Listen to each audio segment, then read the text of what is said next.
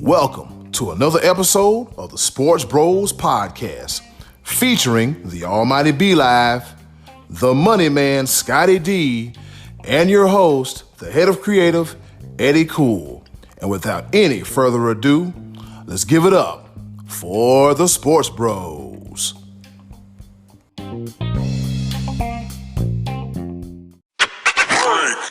It's Tuesday, and you know what that means. It's time for another episode of your favorite sports podcast, the Sports Bros Podcast. We are at episode number 114. Yes, 114 Ooh. Strong.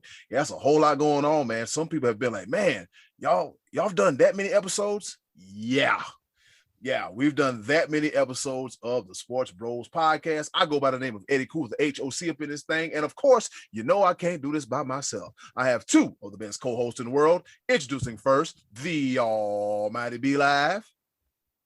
What's happening? What's going on in the world today? Man, that never, ever, ever gets old. I almost slipped up at the very beginning. I'm not going to do that. I'm not going to start off the show. I'm not going to do it. What I am going to do is I'm going to talk trash as normally as I do when it comes to the other guy. He's finally off the mend. He's recovered after being verbally eviscerated the past couple of weeks when it comes to this college football thing. But it's okay. We're not going to do it this week. We're not going to do it this week because I think the listeners, they have their stance. We're just going to roll with it. NCAA, they still just need to do better, period. But yeah, it is what it is. And go ahead, Eddy Cool, you can go ahead and talk about the affirmative action part of this podcast, the other guy. All right. Wow. And with that being said, we got the pride of Washington, Pennsylvania, the one, the only, the money man, Scottie D. Ooh, baby, it's a wild world. And the word for the day is tokenism. That's right. Affirmative action. The token guy is here. Here I am, ready to roll. And I do want to apologize to B Live because I know I was pretty tough on you last week. And you are my bro, and I care about you, and I feel bad. I had trouble sleeping this week knowing that I had I had embarrassed you so much last week with the college football thing. So I'll go easy on you this week. We're just gonna hope that Scottie D's Wi-Fi holds up this week. So yeah, really. I hope so. But you know what? Honestly, so maybe you ought to set up a GoFundMe for the Sports Bros so I can get better equipment here, so we come at you a little bit better. Hey, I look at it this way: on that 4-letter network, have you seen how many times Kendrick Perkins Wi-Fi messes with him? So shoot. Yeah, I did see that before. Yeah. The 4-letter network can't get it together. Hey, we all right. All right. Yeah, I was watching a clip from the Dan Patrick show, and everybody's having issues because I think the usage of the internet is higher now more than ever. Like you couldn't get people to get on the internet. Now you can't get them to get their asses off the internet. So at this point in time, before COVID, you would have more people that would go visit studios and do in-studio interviews. Now they're like, nah, we Zoomed it last year. We're going to do it again that way. So that's probably why. But yeah, getting you here ain't in the budget. So what we're going to do is going to have this Zoom interview, all right? All right, fellas, let's go ahead and hop into some good old sports talk, and we're going to lead off on the top of the order with the NBA playoffs. It is fast. It is exciting. It is exhilarating. Yes, it is. All right, over in the West, we got the Suns with a 3-1 lead over the Clippers. And is there a game Monday night because we record Tuesday? Is there a game tonight? Or Yep. It's game 5 between the Suns and the Clippers tonight. Yep, and hopefully the Clippers can go ahead and put this baby to bed and make their trip to the NBA Finals for the first time in forever. Other way around, the Suns are up 3-1. The Suns could put it away and send the Clippers home packing. Ladies and gentlemen, I promise this is not my first time doing a podcast. I just get excited and the words kind of just run together. And guess what? We're going to keep all that in there for your listening and viewing pleasure. Wave to them real fast, fellas. All right, we're going to try this again. The Suns look to put this puppy to bed tonight as they have a 3-1 lead over the LA Clippers. And the Bucks, they won one last night, and they lead the series 2-1 against the Atlanta Hawks. All right, so B-Live, what's your thoughts and takeaways from the conference finals in the Sun series and in the series with the Bucks and the Hawks? Well, I'm gonna go ahead and say this: the Suns Clippers series, that's over with. It's done. Suns are going to take it. They're going to end it in 5. I just don't see playoff P is not a thing. It just really isn't a thing. And the reason why I say that more than anything, clutch on top of clutch, he just continues to drop the ball. And maybe it's just the fundamentalist in me, but I think the easiest part about basketball, it can be the most nerve-wracking, but I still think of as the easiest. It's called free for a reason, is free throws. Paul George, you're a career 85% free throw percentage shooter. You choose now to miss and miss and miss. This series could easily be 3-1 Clippers, and that's without Kawhi Leonard. If Pandemic P somehow made free throws. Also on top of that game, the Clippers had 27, I'm going to just go ahead and say 50-11 chances to take the lead. They were down by 1 for the majority of the fourth quarter and could not take the lead. And just it was something to see.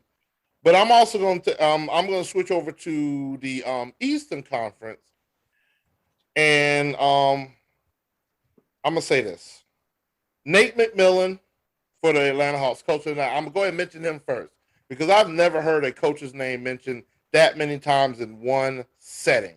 Nate McMillan this, Nate McMillan that. He's coach of the year. He's done this, even though Thibodeau won. A lot of people still think that Nate McMillan should have been up there in the running and should have won for the outstanding job he's done with the Hawks. Because I could guarantee you, nobody had the Hawks in the Eastern Conference Finals. Not one person. Not a single solitary person had them in the finals.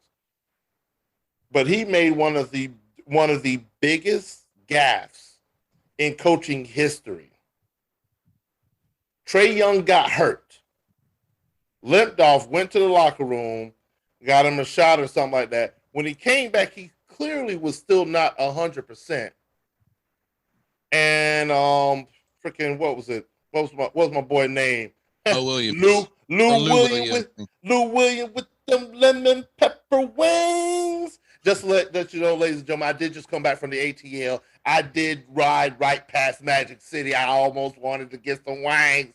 I swear to God, I wanted to so bad, but it was really late at night, and 5 o'clock in the morning around Magic City in Atlanta is very sketchy. So I took myself to the house. I got to the rich part of Atlanta, and with my cousin. Shout out my cousin Charles. Very nice house. But yeah, Lou Will was hot. They were up by 5. Lou Will was doing everything in his power to lead the Atlanta Hawks while Trae Young was hurt. Trae Young comes back. They put Lou Will back on the bench, opt to go with Trae Young for the rest of the game, and you could clearly see this man was not 100%. He had no lift when he was trying to jump. His speed was not as much. He tried to push through it, but every single time you saw that he was hurting. He's already a liability on defense. He was really trying to stay away from the ball for whatever reason. He was not effective. And you watch as their 5-point lead just disappeared upon their very eyes. And I'm gonna say also to my cousin Charles, don't. We talked about it in chat, whatever. Maybe we shouldn't disrespect Chris Middleton. Maybe not, because as soon as my cousin said that Chris Middleton did not deserve $190 million, which still may be up in the air. As soon as he said that, though, Chris Middleton said, hey, hold my beer. Watch this. And went off. He took over that game in a way that's unbeknown. Like, he couldn't miss.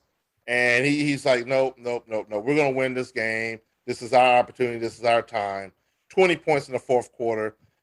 I think the Clippers are going to win in 5. I think not the Clippers, but the Bucks are going to win in 5.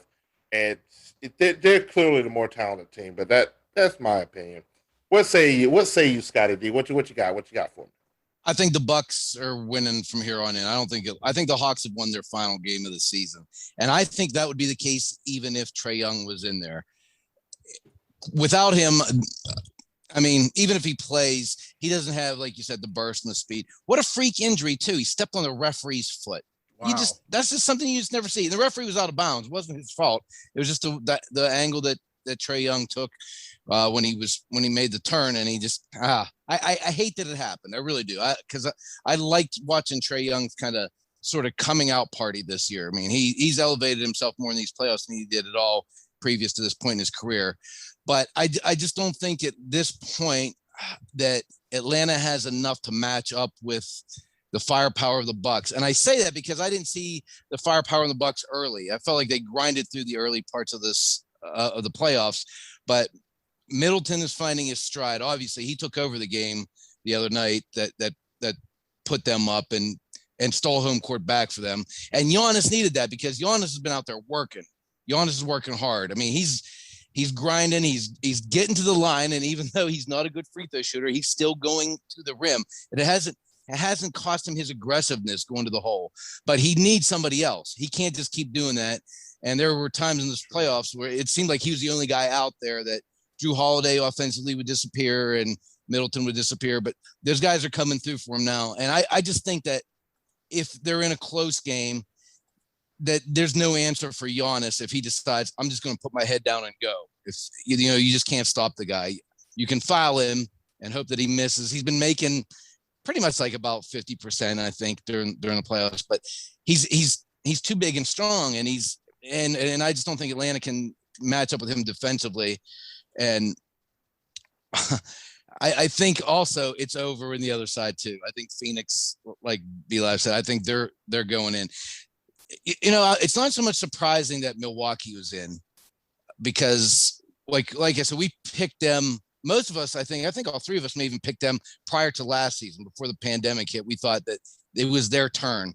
And then, Philly kind of established themselves during the regular season, but it's not altogether surprising. Phoenix is definitely a surprise because I think they're probably a year early.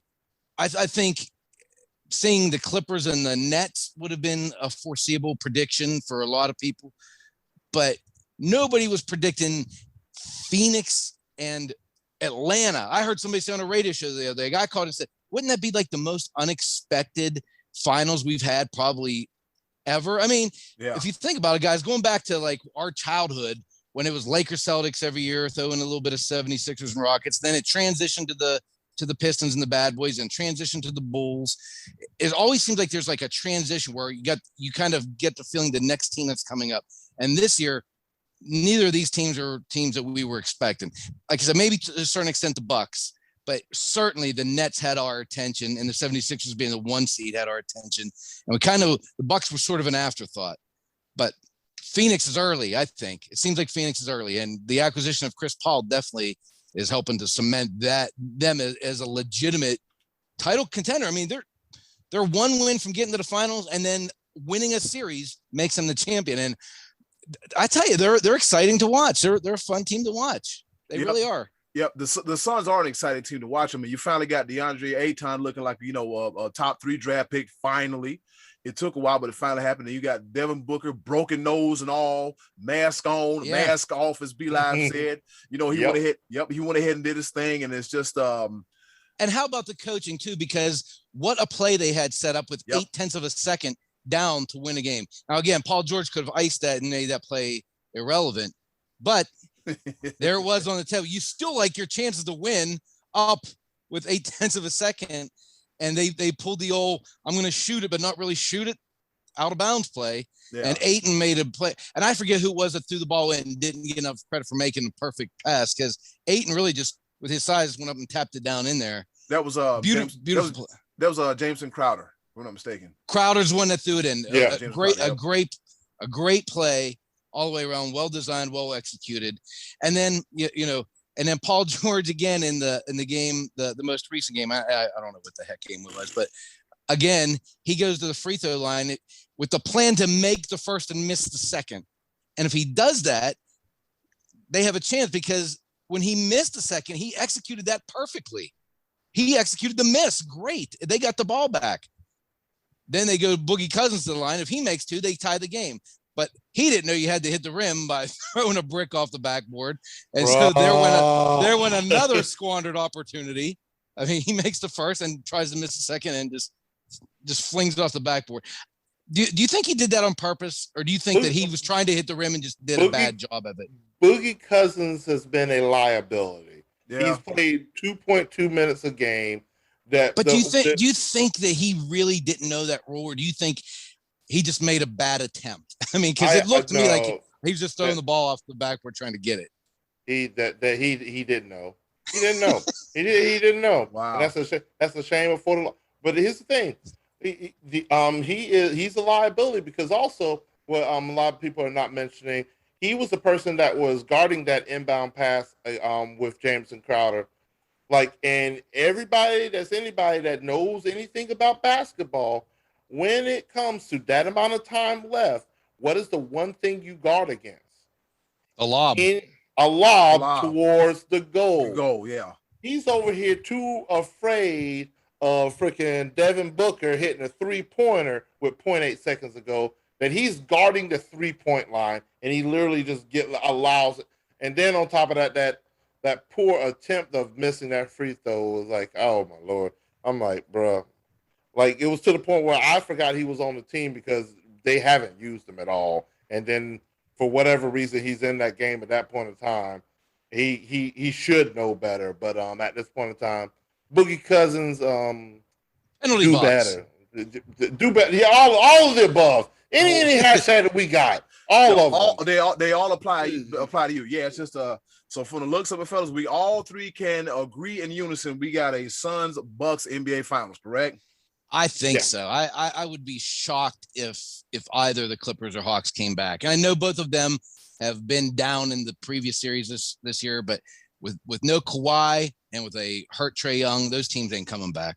No, they are not coming back. And speaking of moving on forward into the playoffs, let's take a trip to the NHL. The Stanley Cup playoffs. And guess what? The Stanley Cup Finals, it is set. We have 2 teams. We have the Montreal Canadiens, Les Habitants, the Canadiens, and the Tampa Bay Lightning. And the Lightning are looking to win back-to-back cups for the first time in franchise history. And the Montreal Canadiens, they are looking to become the first winner of the Stanley Cup from the country of Canada since 1993 when they last did it. And also they're the first Canadian team to reach the Stanley Cup Finals since the 2011 Vancouver Canucks. Scottie D, your forte is hockey. What you think about this Stanley Cup Finals? No, it's not really my forte. I don't think, but your knowledge in the product, your product knowledge. Yeah, I watched a little bit of the Game 7 between the Islanders and Lightning, and the Islanders were not known this year as a high scoring team, but the Lightning they won 1-0. I mean, they just stellar goaltending there, and the Islanders came to town with a lot of momentum, having won Game 6 in overtime previously. Tampa Bay is a defending champion for a reason. They seem to be the deepest, most talented. And again, I think like we were saying in the NBA, I think Montreal is early. I think that's a good young team. I wasn't expecting them to be there. I thought Vegas was better. I thought the Avalanche were better. And here Montreal is, and they have Carey Price is their good young goaltender. And so when you have good goaltending this time of year, anything can happen. But we talked about this a while ago too. I don't think Montreal is going to have full capacity fans in the stands. I think they're only allowed like a couple thousand. Yep. Whereas in Tampa, Florida throughout the pandemic back in New Year's Eve, there's been no pandemic in Florida. Yeah, they were like, pandemic what? Pandemic who? Yeah, what? Yeah, so they're going to be packing the stands, going crazy in Tampa. And not that has a whole lot to do, but this time of year you do feed off the fans' energy at home in the postseason. So I do like Tampa to repeat. I mean, like I said, I don't have a depth of knowledge of these teams, but I do think that Tampa, from what I have seen, they're the best team in the league for the 3rd year in a row. And remember, 2 years ago they got ousted in the first round, and they've had a chip on their shoulder ever since and been kind of unstoppable since. So I like Tampa. We'll call it 5 games. What do you think, B Live? Well, this is what I think. I think that we have the money man Scottie D on this show for a reason. I mentioned affirmative action before, like hockey, golf.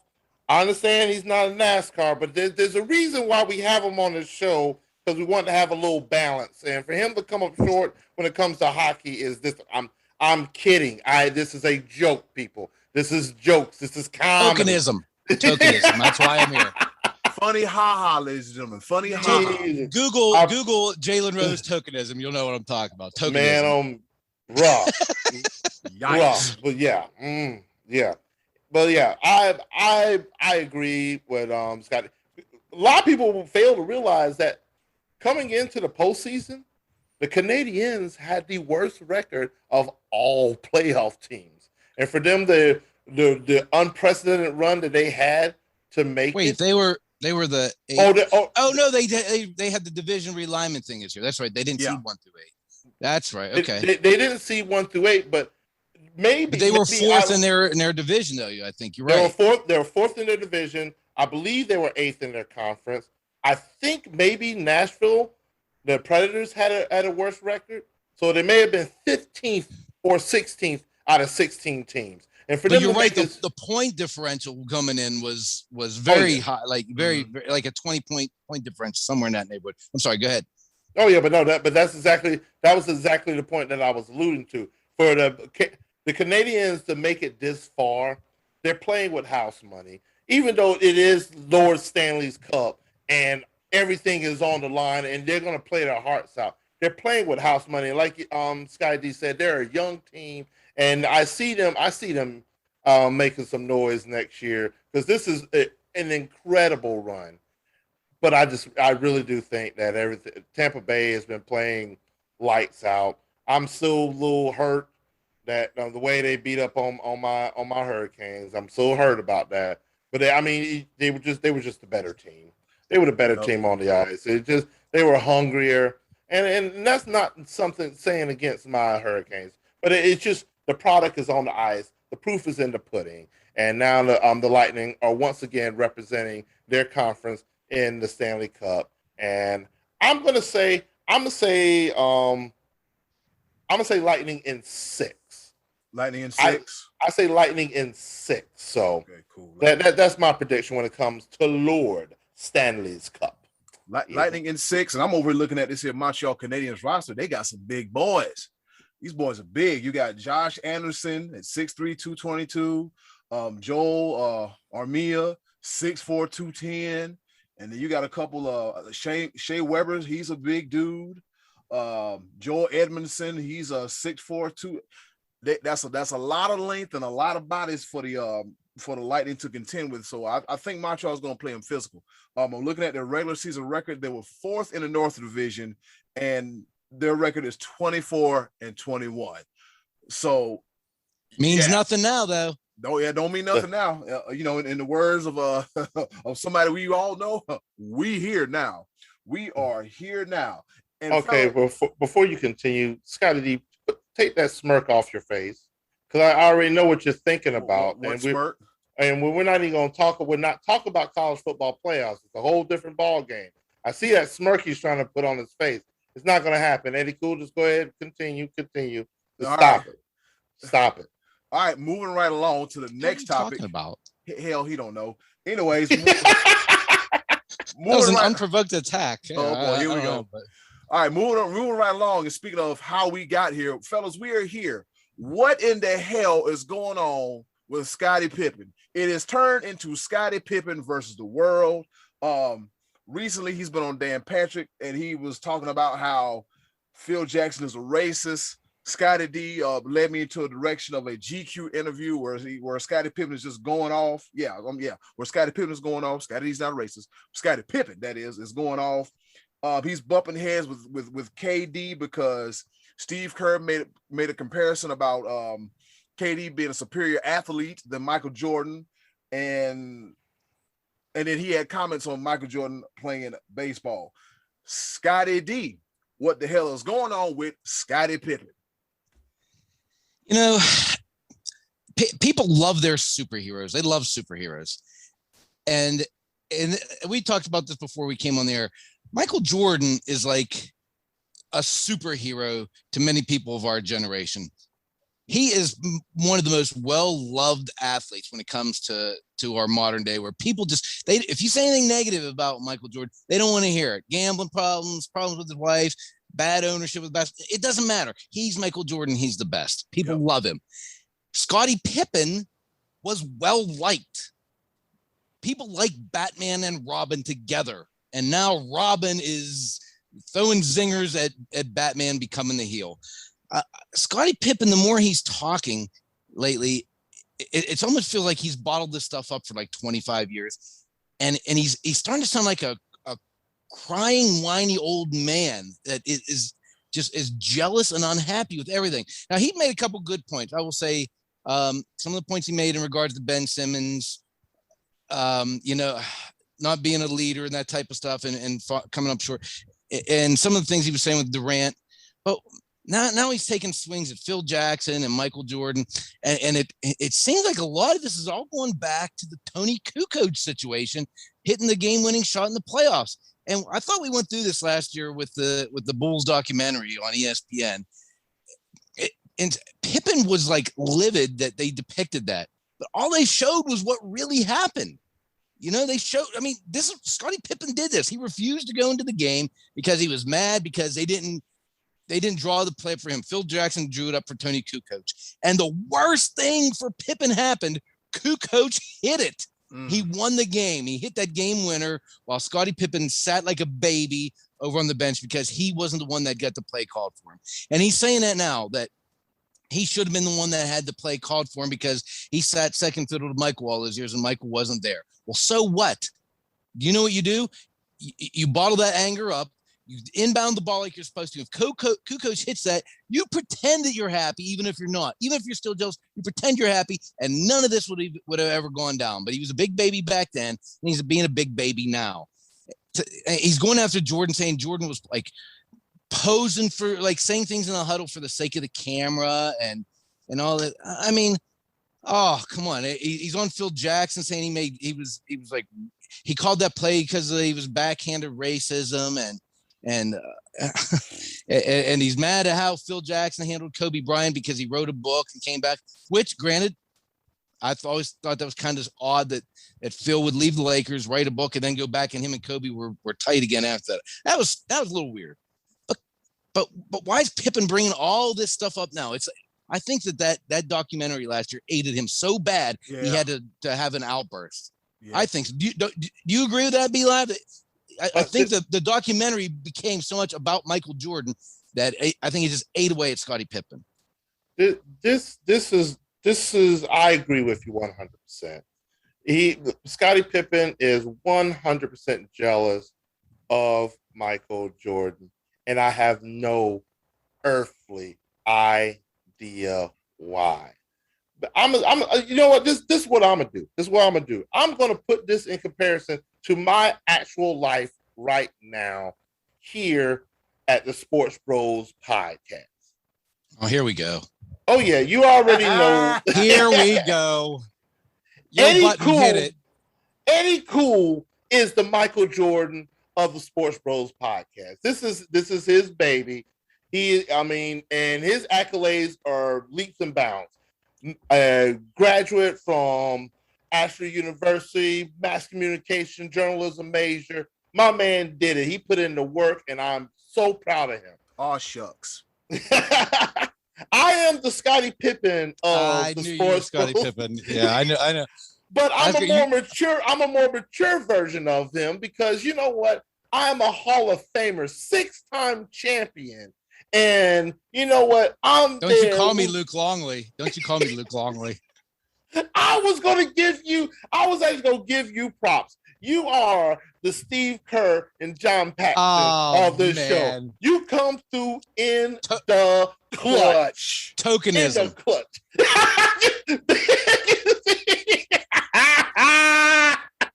You got a jump shot, Scottie. You got a jump shot. Well, that's bad. I thought I was going to be Wennington or Luke Longley. No, I'm giving you love, baby. I feel more like Rodman. I'm more the Rodman. No. Yeah. Oh no, you are not. You are not Dennis Rodman. No, we're not gonna do that. No.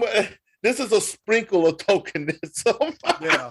Are you catching the theme? Jalen Rose, cut it out. But man, no. Here's the thing. This is the reason why I make that comparison more than anything is that I want to see all of us succeed with this podcast. But I especially want to see my boy Eddy Cool, the HOC, because I've seen from day one the work that he's put in. And shoot, if he makes it, I make it. I'm gonna ride his coattail all the way to the Hall of Fame. And shoot, if I make my entire career on it, shoot. Eddy Cool, to the moon. You my dude. I'm gonna support you all the way. Scottie Pippen, cut it out. Dude, you could make a impressive career, all the memoirs, just by being the sidekick, bro. It is Batman and Robin. Nobody forgets about Robin. Come on, man, cut it out. Like the stories and Scottie Pippen, you had a front row seat to everything, and we've seen it through the Last Dance documentary, through the years of watching Chicago Bulls basketball on WGN, the Chicago Superstation. We've seen it for years. Scottie Pippen has been having it tough since he's retired. Them young boys done took his wife from him. She out there just doing her own thing. Scottie Pippen is mad at everybody. He's just mad Lost at everybody. A jet. Yeah, a jet that broke down. Yeah, he lost a jet, but he right here trying to push some liquor because he said, you know what? I've done a lot of drinking during the pandemic. That might explain some of this. You've been doing a lot of drinking during the pandemic. You've been doing all kind of stuff. So Scottie Pippen, tranquilo, keep calm, be cool, and ride that wave, man. Ride that wave. You don't hear none of them Steelers tripping about them championships. Riding somebody coattails, none at all. I mean, you had that mess in Golden State, but it's infighting and bickering, but that's neither here nor there. But fellas, guess what is here and there? What is here and there? What is going on? According to this here watch, it is time for our favorite portion of the show, the choices of the voices. I see you looking at me, Scottie D. And with that being said, hit your button. Hit it. And now, our favorite part of the show, the choices of the voices. Once again, thank you to the wonderful and ever so lovely Miss Button for introducing our favorite portion of the show. You heard the woman. This is the choices of the voices portion of our show. Well, we ask you the question, you give us some answers, we chime in. Overall, it's just good, clean fun on this one. Well, hopefully, this edition of the choices of voices is going to be a memorable one. And with that being said, Scottie D, what's the question for this week's choices of the voices? Oh boy, this one was a little different, huh? Very. I asked, who did you find to be the ugliest NBA player you ever saw? And we had some really funny responses, some ones that I wasn't quite expecting, but some are pretty darn good. Eddy Cool.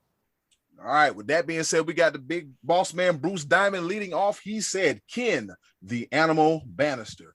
We had no idea who the hell that was, but then we did some research. Actually, he did some research, and he sent us a picture. And Ken Bannister, tough dude. Is he ugly? I didn't see that picture. Yeah, he's just tough. He look like he chews bricks when he wakes up in the morning for cereal for breakfast. Yeah, I wouldn't have to fight him. I had to throw a rock and run. Dead ass, I would. All right, moving on, the best name in the game, JoJo Comfort. He said the first three that came to mind were Popeye Jones, Chris Kaman, and George Murasan. I have to give the nod to Chris Kaman. Dude looks like he put his face in a wood chipper and chews on gravel. Hall of Fame comment right there. Choices of the voices, best name in the game, JoJo Comfort. Wood chipper. Didn't Kaman have like a thin, like almost like baldy locks kind of hair too, where he looked like he was bald but still had long hair at the same time? Yeah, he was getting his whole Hogan on. Yeah. He was baldy locks. Very, very thin at the top. Very, very thin at the top. And he was young. He was so young. So young, man. Yeah. How the hell you gonna have these issues and be so young, man? So doggone young. All right. Uncle Max, the Hall of Famer, he says the Senior Citizen Society votes for Joakim Noah and the 16-team college football playoff. Uncle Max said he's not done. Uncle Max said one more for the good guys. That's the same person I mentioned. I think that is your only vote. More for the good guys. Oh, Uncle Max, the gift that keeps on giving, man. Love it, love it, love it. And yeah, on Joaquin Noah, yeah, that's ugly dude. That's pretty ugly dude. ain't gonna lie about that. Bruh, close your eyes, you can still see how ugly he is. Jeez. Woo. Moving right along, we got Rodney, Hot Rod, Rodney Bellamy. He said Sam Cassell, he could hoop, but damn. Not damn. Yeah. Just damn. Just plain damn. Good old Sam Cassell. Sam Cassell, who should be getting him a head coaching job soon too. Sam Cassell. I thought he had the look. The big smile, the big happy smile face. Them eyeballs could be just a little bit closer together. They was just out here, and man, I'm not the prettiest person in the world, but yeah, Sam Cassell. Yes, you are. Ooh, yeah.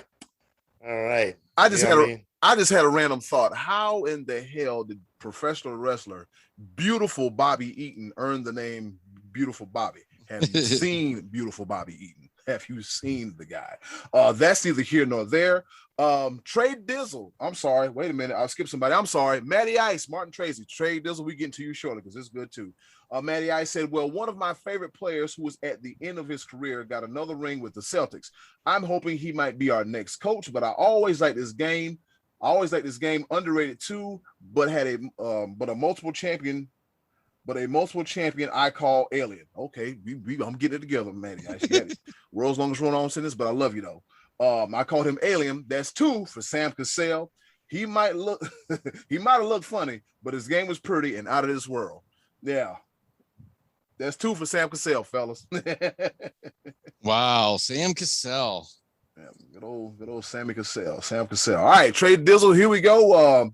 The foolishness portion of the show. He says, Trey Duke, he says, Dennis Rodman is uglier than Dak Prescott's passes. Oh man. Well, first of all, as the Dennis Rodman of the show, Dennis Rodman's not that bad looking of a guy. Yeah. He scored Carmen Electra, Madonna, and countless others of no name that we know of. I mean, you're right. I can't really argue with that. But then he went too far with the tattoos and the piercings, and then that's where it started getting a little suspect, little sus. Yeah, ooh. All right, wearing a wedding dress. He wasn't very good. He was an ugly woman. He had the wedding dress on. He was an ugly woman. What did Michael Jordan say? I knocked on his room and somebody was diving behind a couch, and there was Dennis just sitting there with a Dennis had them damn gals. Okay, I don't know what it was about Dennis Rodman. Like Dennis Rodman had that aura. He had that presence that you had to be around, man. And he was a member of the NWO. There's a good story, Eric Bischoff, I heard on an interview talking about a time that they did a promotion together when he was part of the NWO, and him walking in on Rodman and Carmen Electra. It's pretty interesting. I've heard that story. Good guy. I've heard that story. You gotta check that story out, guys. Check that story out. You gotta lock your doors. You grown, you know better. All right. So here we go. We got Mark Olds. He said Larry Bird, Patrick Ewing. Maybe he was just ugly playing for my rivals, the Georgetown Hoyas. Go Cuse. Go Cuse for the Syracuse Orange. Yeah, your rivals, they'll Larry be Bird. Larry Legend. He thought Larry Legend was ugly. Yeah. Oh, bro. The hick from French Lick. Look at Larry Bird's early years when he had the moppy hair and the bad mustache. Oh my goodness, he looked like a bird.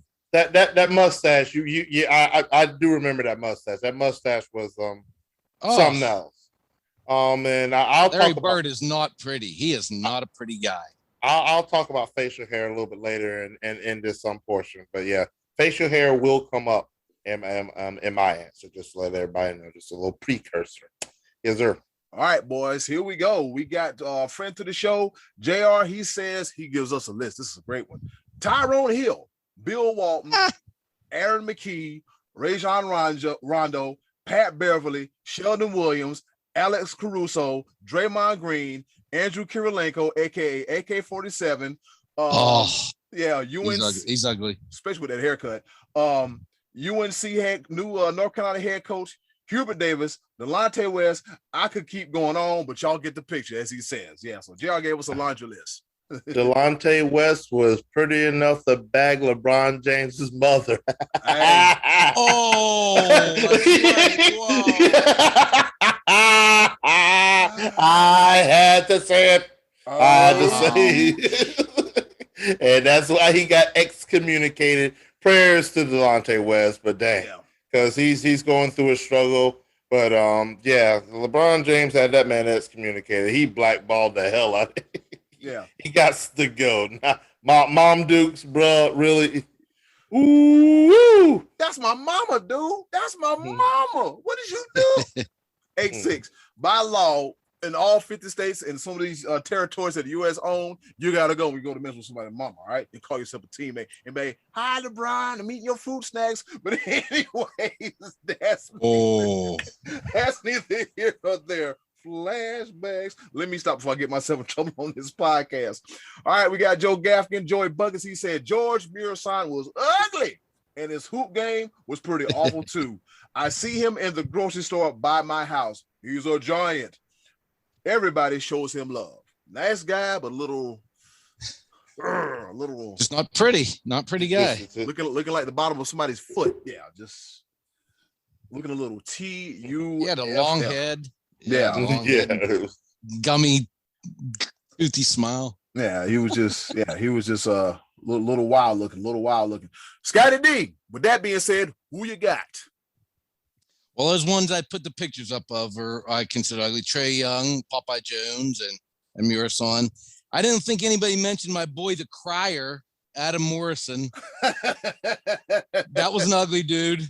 He had that little, speaking of facial hair, that little 2 o'clock shadow up over the little caterpillar. I found the late Sean Bradley to be hideous. I thought he was very, very ugly. Something about those real tall guys. Manute Bol, not pretty. How about you guys remember Hedo Turkoglu? Yeah, Hedo. Very, very ugly Sacramento Kings team of the early 2000s. I think they had Bobby Humphrey and Stojakovic.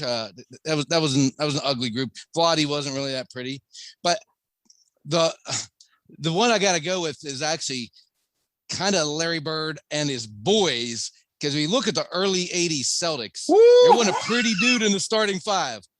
Robert Parrish was probably the best looking dude on the floor. That dude was ugly with that big forehead. DJ, not pretty. Danny Ainge, hideous. McHale looked like a ghost. He was very difficult to look at. And then Bird with the moppy hair and the beak. And then they went and added Bill Walton, who looked like an ogre. That was an ugly team right there, man. That was an ugly team. All apologies, Matty Ice. I know they were great. I know Bird was fantastic. But that team was tough on the eyes up there at Boston in the early 80s. So I'm just going to give all those dudes my prize. He said the 1980s Celtics. Wow. Yeah. Wow. The whole Celtics team. Yeah. Go ahead, Be Live. I am so glad you did that, because my ugliest players has a theme of its own. I'm gonna start off with honorable mention, and it's going to be of the international version, because I too put Manute Bol on my team. Also, I'm pretty sure they're related, but Bol is that's his son. I'm about to say that's his son. So yeah, and I had to go ahead and throw in Taco Fall in there as well. So Taco. Taco, bruh. But when it comes for my starting lineup I got a starting lineup. And the most beautiful part about this starting lineup is all 5 of these players all went to the same college. and they went to the University of Kentucky, starting off with Rajon Rondo. Head. And then we're going to sneak in Willie Cauley-Stein. Ooh. Yeah, that's an goofy. ugly dude. Yeah. That's an ugly dude. Throw in Carl Anthony Towns. Okay. Then Nerlens Noel. Oh, yeah. With the flat top and the Yeah, and I think he got away from the flat top. Doesn't he have the dreads now? He's got the dreads now. He got something. That's called something. Yeah. Yeah. Something. But the MVP of the ugliest person, I don't care. I said what I said. Somebody needs to take some clippers to it. I just can't stand that unibrow.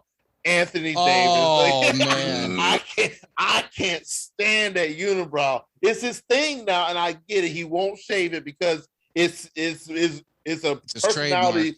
It's a personality of his own. It's trademark. Man, come on, bruh. But literally, all five of those guys. Oh, what was the University dude of Kentucky? What was the dude that played for UConn that had no hair? Remember, he had no eyebrows. Oh, I know. Ooh, Charlie, was it Charlie? That's Villanueva. That's Charlie. Yeah. Yeah. Oh, but he could split up some brow time with Anthony Davis and even that out for him. But Charlie Villanueva have like a medical condition to where he couldn't look hair or something like that. Didn't he have a bout with leukemia or something like that? Might have been, may have been. And somebody made an offhand comment about he looked like a cancer patient, and that didn't go over well. Yeah, but he had no eyebrows, and Anthony Davis has too much eyebrows. You know, all the eyebrows. Split that up. They might be two good-looking fellas right there. He had Anthony Davis had a whole woolly bear caterpillar on his head, and if you live in Ohio, the northeast part of Ohio, you know what a woolly bear caterpillar is. Yep, they sure do. Shout out to Dick Goddard. Yeah, that's crazy. So over the years, we've seen a lot of dudes on a local level, on a collegiate level, and on a professional level. But every time I saw this dude, he played for the Mavericks. He played for all kind of teams, and his name, he was on TV. Let's just say I would take this dude with me in a back alley fight, and he wouldn't have to throw a punch.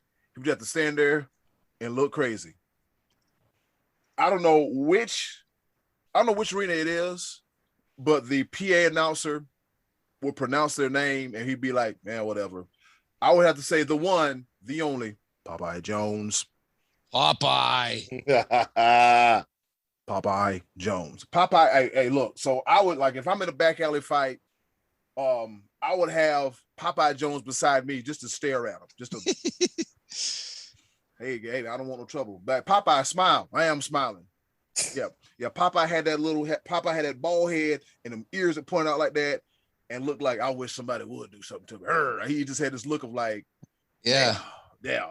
So I mean, I don't think Popeye never got any flack in the NBA.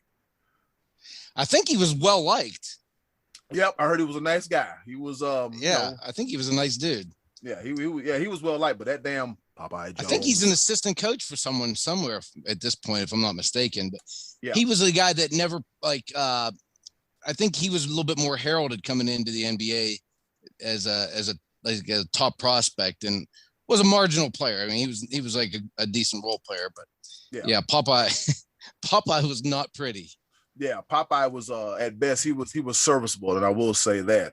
All right, that about does it for this edition of the Choices of the Voices. Shout out to Be Live and the Starting Five. Wow, that was awesome in the honorable mentions. Yeah, that was good. Yep, Scottie D, yours is good as well too. Shout out to Big Boss Man Bruce, JoJo Comfort, Uncle Max, Rodney Hot Rod, Bellamy, Matty Ice, Trey Dizzle, Mark Olds, and JR for their contribution for this week's Choices of the Voices. With that being said, Scottie D, what's on tap for next week? Well, it's a tough act to follow. Next week we can't be as good as this week because this was one of my favorite ones we ever did. But next week we're just gonna dial back a little bit and talk a little bit baseball and just give you this is a either or choice next week. What is the better baseball movie with Kevin Costner? Field of Dreams or Bull Durham? And tell us why. We've all seen those two movies. They're classic baseball movies. We're in the baseball part of the year. What's a better Kevin Costner baseball movie? Who you got? Field of Dreams or Bull Durham? And that'll give us something to talk about next week, Eddie Cool. All right, on Choice of the Voices, because since you mentioned that, Scottie D, we're approaching the All-Star break. Yep, we're approaching the All-Star break. Coming up on All-Star game. I don't like it. Could be a game of BS coming up in there somewhere, I would imagine. Yeah, just a little bit.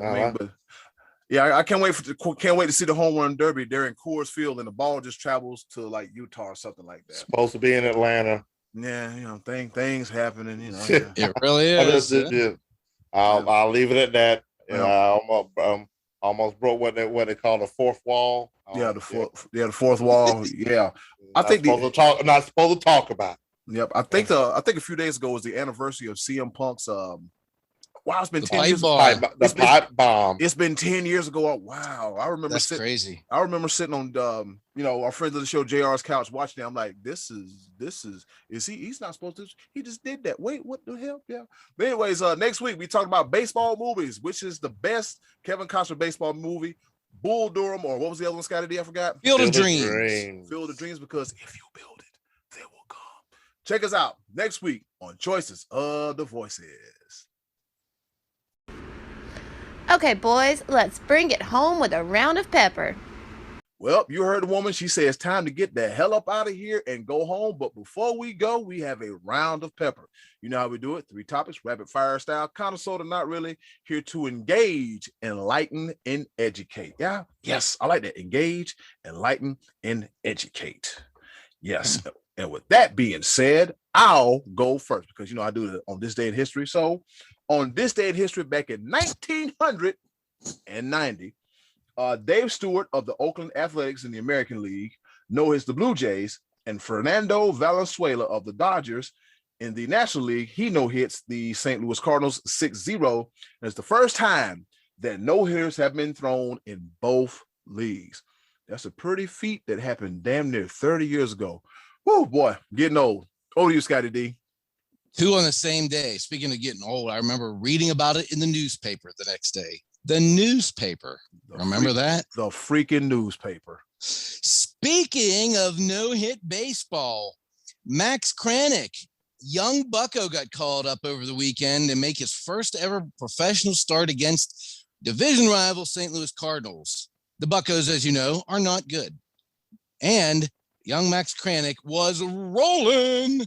He had no hitter going through 5 innings. And then Mother Nature stepped in, as only could happen with the Buccos. The rain came, delaying Max Kranick, and he was not allowed to go back out after the delay.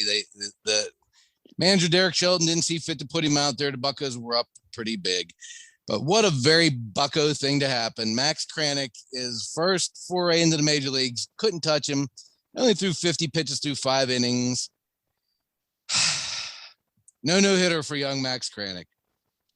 Let's go, Bucks. Be live. Take it away. The Buccos. Scottie D, I'm just sorry. But speaking of people down in their luck and what's going on.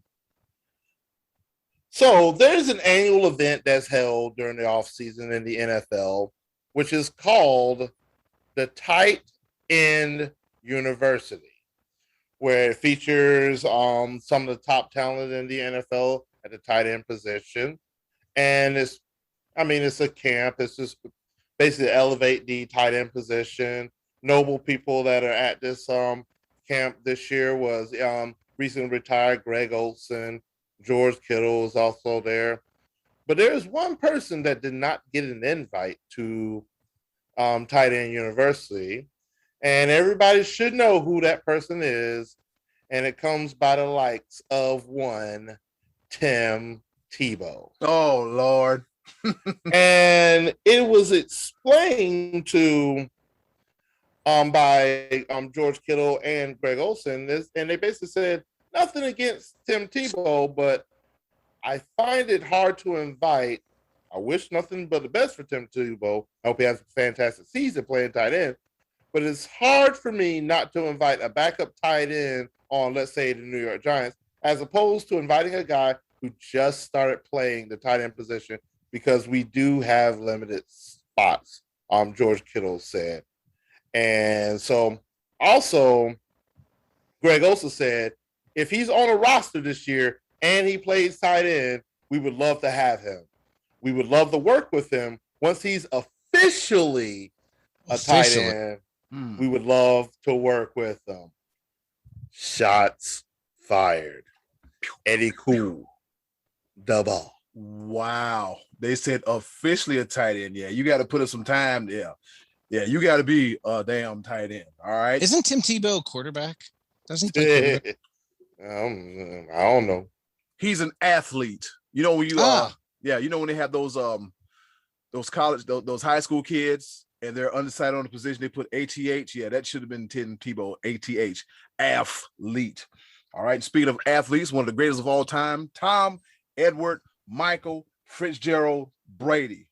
Some of those names are true and some of those names are not. But with that being said, Tom Brady, Tom Brady was on LeBron James's show on HBO called The Shop. And he was talking about his experience in free agency. And then there was one particular team he didn't opine upon. He wanted to talk about the experience with him. And I quote from Tom, Edward, Michael, James, Fitzgerald Brady himself. He said, there's no effing way I would have went to that team, whoever that is.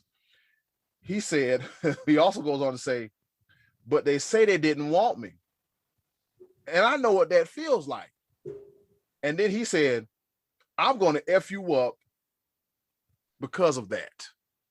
And then he also said, the guy that they selected over him, he said, are you rolling with this MFer? Yeah. Yeah. Do we think he's talking about San Francisco? He got to be talking about San Francisco. Think he's talking about Jimmy G? He got to be talking about San Francisco. Either San Francisco, somebody will say, well, maybe Chicago. He didn't want to go to Chicago. Tom Brady's at his point of career. He want to play somewhere warm. All right. He spent 20 years in Foxborough. He's not going back up north. No, he's the southern part of the United States or that pocket of the United States. So it got to be San Francisco. We'll never know. With that being said, over to you, Scottie D. I like Tom Brady. He's getting drunk, throwing trophies, talking trash, wilding out, breaking rules, talking trash. Yeah, Tom Brady. I like it. All right. So this past weekend in the Olympic trials, a young lady named Deanna Price broke the 80-meter barrier and set an American record in the hammer throw. She had the second longest throw in history, actually, from what I understand, as far as competition. She was tops on the podium. Brooke Anderson was second, and then another young lady shunned the national anthem. And we're not going to get into all that, but that whole story overshadowed the fact that Deanna Price had an incredible throw and deserves a lot more credit than she's been afforded. And I hope she goes over and gets some gold here in a couple weeks in the Olympics. So shout out to Deanna Price and Brooke Anderson for the hammer throw. Go get them, baby. Bring home that gold. Be live. Over to you. We want the gold, sucker. All of it. We do want the gold. All of it, yes. USA. All right. Let's talk about America's pastime real quick. So I'm just gonna go over this quick little resume. In College World Series with wins over Alabama, Louisiana Tech, who hosted regional and beat Louisiana Tech twice. And we're going to scroll a little bit further, where they also take down in the super regional the number one seeded team in the country, Arkansas. Then turn around with wins against Stanford. And then the latest victim was Vanderbilt. This team had an unprecedented run towards reaching the finals of the College World Series. And then COVID-19 reared its ugly head. Boo! And shout out goes to the NC State Wolfpack, which is located a little bit over an hour away from me, which saw their season derailed by COVID-19. where they were out without I think they were without 3 players when they faced Vanderbilt and the where Vanderbilt had to beat NC State twice. Yeah, they had 13, only 13 on the roster, I believe. Yeah. And Vanderbilt had to beat NC State twice to make it to the final series. And where they were already shorthanded at 13, they lost 1-0. But the most disappointing part happened the day after, where 12 hours remained before they were supposed to take the field against Vanderbilt again. And the NCAA called it a no contest because additional players were tested positive with COVID-19, 4 of them being vaccinated.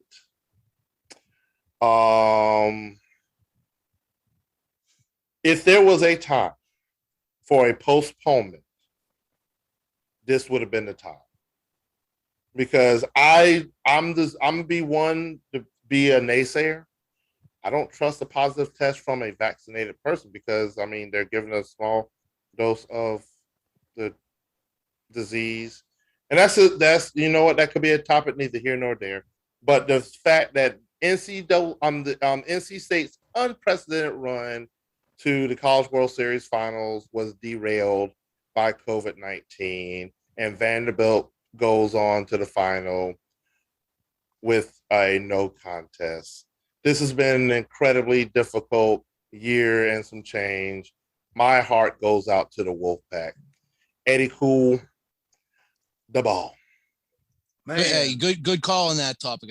We probably should have talked about that a little bit more earlier, so I'm glad you brought that up. But what an unfortunate situation. I mean, I feel for those kids so much for NC State because they didn't get knocked out because of anything that happened on the field. That was so unfortunate. Kind of similar to the John Rahm thing a few weeks back in the Memorial, where it wasn't his fault and he had to be pulled from the tournament while performing at a high level. And that's what happened with NC State. They were right there, literally a game away from getting to the finals, I believe. And I tell you what, it also affects who they play. Is it Texas they're playing in the championship? I want to say, or Mississippi State and Texas were playing each other, I think, right? I mean, I had it up. I believe it's Vanderbilt versus Mississippi State. Mississippi State beat Texas. So that game, yeah, that's what it was. Yeah, and that game is actually on right now. But Vanderbilt has the 2 best pitchers in the country. Surely they would have needed one of those to win that second game against NC State. Now both those guys had that extra day of rest, and going into the finals, you gotta like the way it looks for Vanderbilt. But anyway, yeah, unfortunate. Good call on that Pepper Point Be Live. Sorry, Eddy, cool. Didn't mean to interrupt there. Go right ahead, buddy. No, it's all good. It's all good. I think we originally intended to talk about it, but we kind of replaced it with the corniness that is Scottie Pippen. But that's neither here nor there. Yeah, that's true. Yeah, but what is here, this third and final Pepper Point. Some people kind of wish he was playing in the Western Conference Finals now for the LA Clippers, because it would have been a different story if he was healthy and he was there. Happy birthday to the Claw, Kawhi Leonard, as he was born on this day back in 1991. He's a 2-time NBA champion with the San Antonio 1991. Spurs. Yeah, 91. Man, I'm so old. Yeah, 1991. Hey, look, that's why I said, I'm like, wow, he was born in 91. It was, yeah. He's a 2-time NBA champion with the Spurs and the Raptors. One of the greatest moments in NBA history, one of the greatest images of NBA history was him hitting that shot, crouching down when he was with the Raptors, and everybody was just in a frenzy. Sent Joel Embiid packing, crying to his locker room. And he is also a 2014 Finals MVP.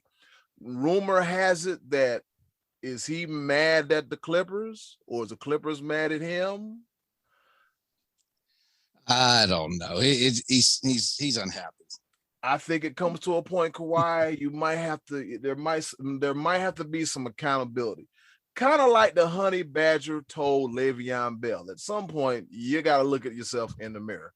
But I'm not going to sully you and talk bad about you on your birthday. So happy birthday to Kawhi Leonard. What it do, baby? Yes, over to you, Scottie D. Kawhi, when on the floor, is one of the best in the league, no doubt about it. Yep. So Sunday afternoon, I missed a good portion of the golf tournament, but I still got to watch 8 holes, starting with the end of the tournament, we had young Kramer Hickok going against Harris English. English had already won once this year on the tour. He's had 4 professional wins going into the tournament, and Kramer Hickok had never won. His college roommate Sam Burns had won. His kid was friends with Jordan Spieth, and so golf has been his whole life. And there he was on Sunday afternoon, drilling putts from all over the place. Both these guys shot under par to put themselves in position to win this tournament, and neither one could do better than par for the first 7 holes. It went into an 8-hole playoff, which I believe was the second longest playoff in PGA Tour history.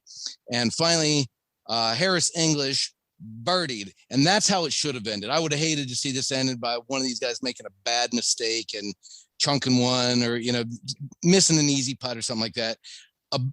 Whoever won this won it by going out and getting birdie, and that was the way to go. So Harris English gets the win. But the big news, guys, the big story: Tony Finau didn't make the cut. +3, still no win.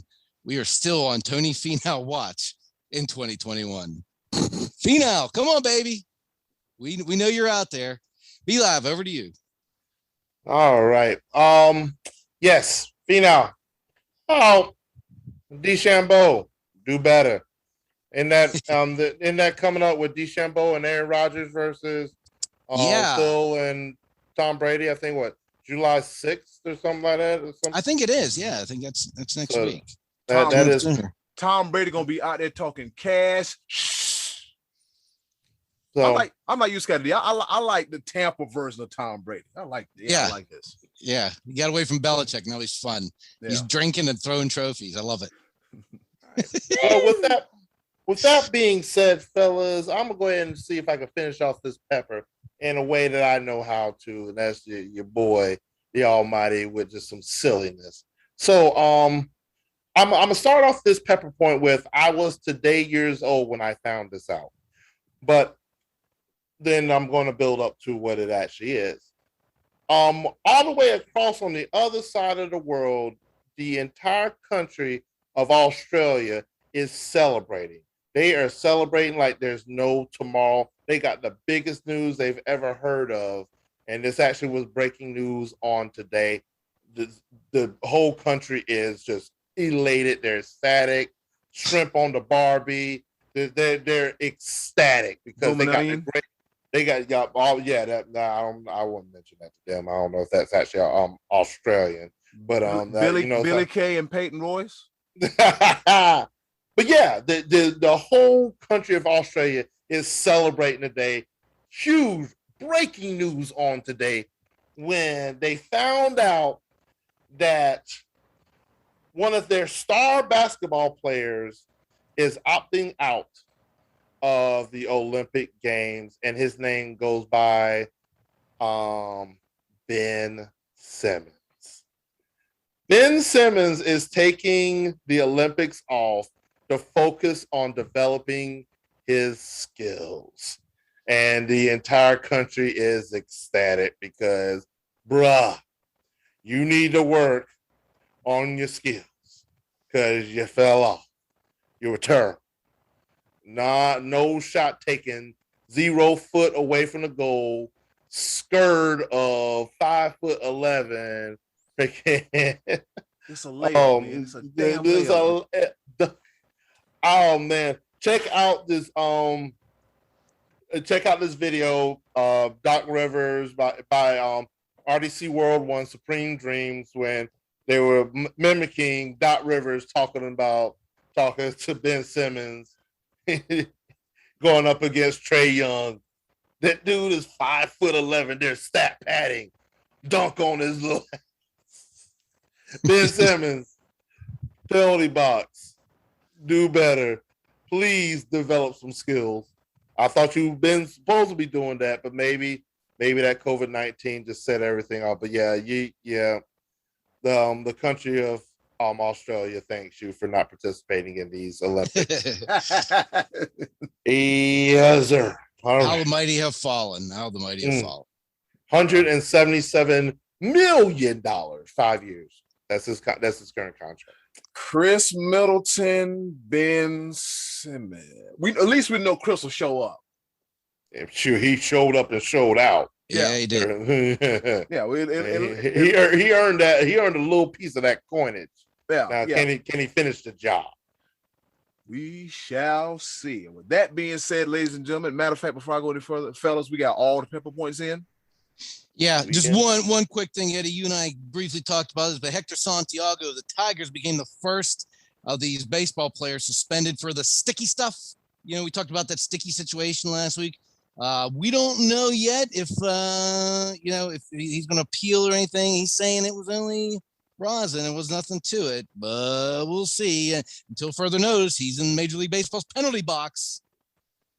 And also, happy 4th of July to everyone. We will be coming at you post 4th of July on our next episode. Yes, we'll be coming at you post 4th of July on our next episode. You know what, Rob Manfred,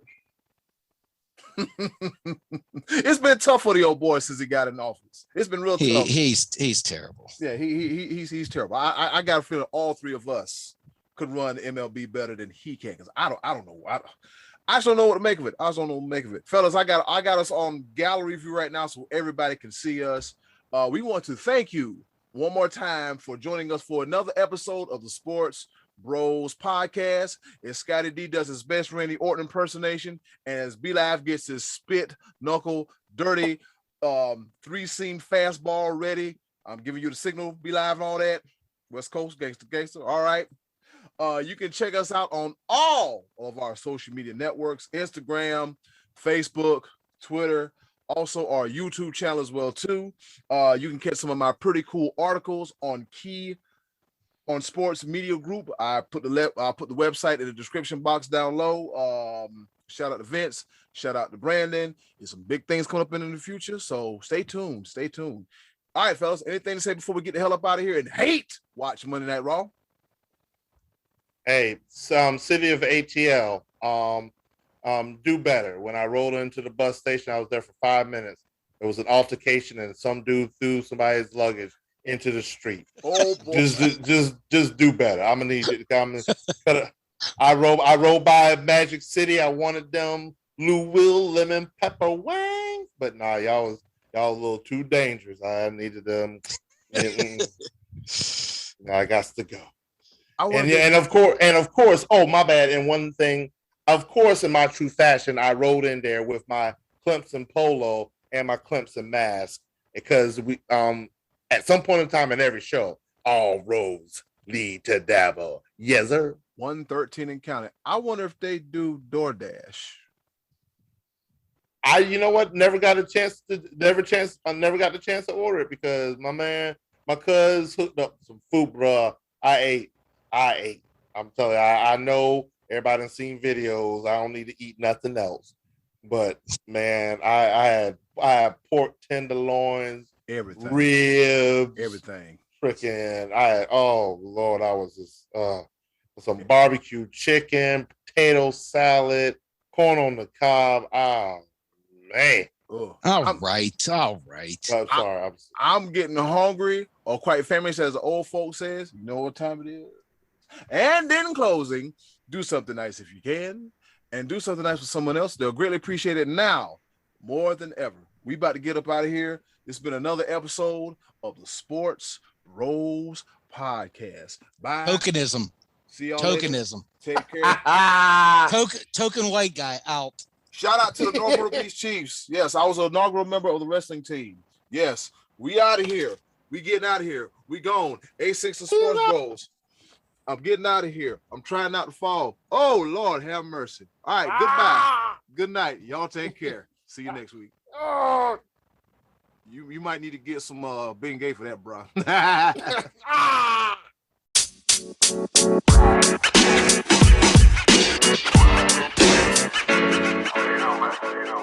know, man.